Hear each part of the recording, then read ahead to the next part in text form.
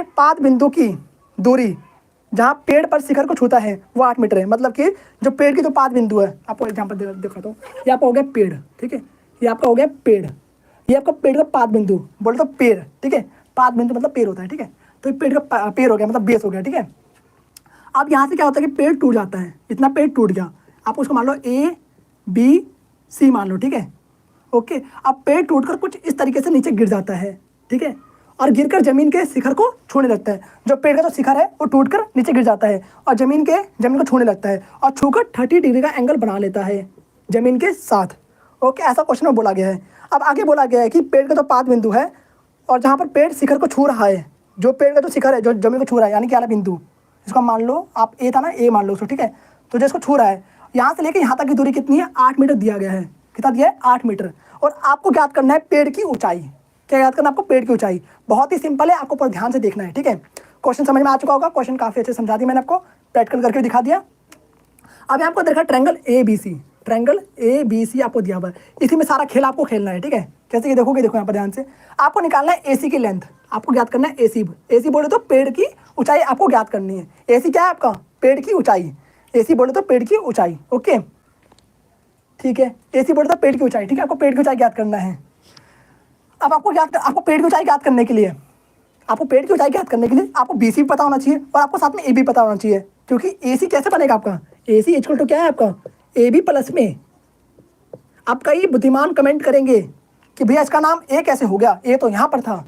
भैया तो पेड़ का जो शिखर है वही तो टूट के गिरा है ना, तो जो पेड़ का जो शिखर है उसको हमने ए माना है, तो ए वाले भैया, ए वाले पॉइंट यहाँ पर आके गिर गए हैं, ठीक है, तो उसका नाम ए ही तो रहेगा ना। आपका नाम रामू है, ठीक है, सॉरी आपका नाम अमित है, ठीक है, आप कहीं गिर जाओगे तो आपका नाम तो नहीं चेंज हो जाएगा, आपका नाम अमित ही रहेगा, ठीक है। तो वही चीज़ यहाँ पर भी है, ओके। तो देखते हैं आगे।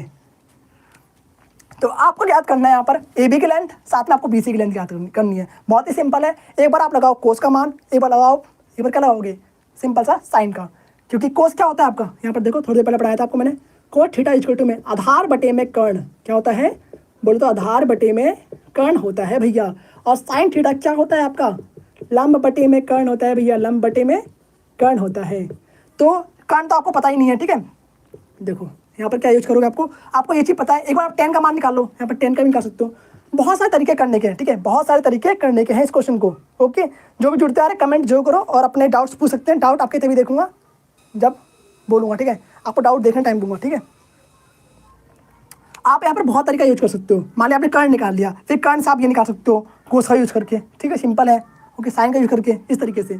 तो tan थीटा क्या होता है आपका, लंबा बटे में, फिर से आज की लाइव में बिल्ली आ चुकी है, फिर से आज की बिल्ली में लाइव मतलब आज की लाइव क्लास में बिल्ली आ चुकी है। बिल्ली को भगाना पड़ेगा, इस बार बिल्ली मेरे पास नहीं है तो भगाता, ठीक है।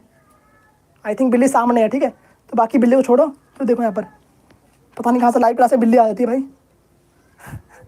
देखो यहाँ पर, चलो देखो, तो पहले आपको यूज करना है क्या, आपको ये पता है ये क्या है आपका बेस है। यहाँ पर थीटा बन रखा है, जिस पर थीटा बना होता है वो आपका होता है बेस, जिस पर थीटा बना होता है आपका बेस होता है, ठीक है। तो इसको आपने बेस बोल दिया। और ये आपका है कर्ण, क्या आपका कर्ण भैया है, क्या आपके कर्ण है, ठीक है। तो यहाँ पर आप लगाओगे कोस इक्वल टू में, कोस 30 डिग्री इक्वल टू में आधार बटे में कर्ण। आधार बोले तो ए सी, बटे में क्या लगाओगे आप, ए बी, ठीक है, सिंपल है। ए बी क्या आपका कर्ण है और ए सी क्या आपका आधार है, ओके। सारी वैल्यू यहाँ पर पुट कर दो, आपका आंसर निकल कर आ जाएगा। कोस 30 डिग्री कितना होता है, √3/2 होता है भैया, तो √3/2 यहाँ पर रख देंगे, ओके, √3/2 यहाँ पर रख देंगे, सिंपल सा। और ए सी क्या है आपको, ए सी तो पता है ना आपको कितना है, 8, तो 8 यहाँ पर लिख देंगे। और ए बी कितना है, आपको ए बी तो निकालना है, सिंपल सी बात है, ए बी तो आपको ज्ञात करना है। अब ए बी को उस तरह भेज देंगे, बाकी सबको नीचे भेज दो, ये आपको सॉल्व करने आता है, सिंपल सा, ठीक है, छोटे बच्चे नहीं हो आप। 8 × में 2 बटे में √3 यहाँ पर कर देंगे, ठीक है। 8 दूनी 16 बटे में √3 यहाँ पर लिख दिया। अब आपको रैशनलाइज करने आता ही होगा, ठीक है, आपको हर का परमेकरण करने आता ही होगा ना, कि नहीं आता ये भी चीज़, ये क्लास 9th का पार्ट है, ठीक है। हर का परमेकरण करना आना चाहिए आप सभी को, नहीं आता तो बहुत बुरी बात है।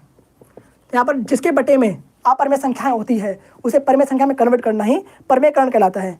यहाँ पर हम हर में कर रहे हैं, इसे हम हर का परमेयकरण कहते हैं। जाकर पूरी वीडियो देखो, ठीक है, नहीं आता तो √3 से हम ऊपर भी गुणा कर देंगे, √3 से नीचे भी कर देंगे, ऊपर वाले को ऊपर से, नीचे वाले को नीचे से गुणा कर देंगे। तो 16√3 बटे में √3 का स्क्वायर, और स्क्वायर से रूट आपका कैंसिल हो जाएगा।